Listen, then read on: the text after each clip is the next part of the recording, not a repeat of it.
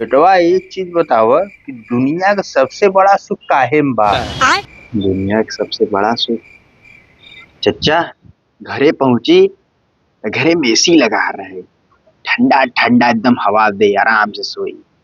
निपटा ही आई हूँ एसी लगी रहे, हगी तो आराम से एकदम ठंडा ठंडा हवा लेत ले। तो घूमे टहरे के मन होई, गाड़ी निकाली तो वो में एसी लगी रहे, आराम से ठंडा ठंडा हवा दे। तुम्हें कुछ नहीं पता बा, हम बताई।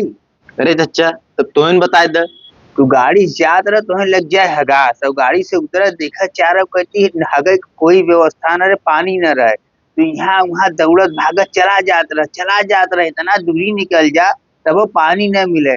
और अचानक तोरे सामने एक पोखरा दिखाई जाए, अब तू बैठा जैसे हगे बदे, वो दुनिया का सबसे बड़ा सुख हुआ। ओसे बड़ा सुख कोनो है नहीं। अरे चच्चा तू बिल्कुल सही कहते चच्चा, एकदम सही।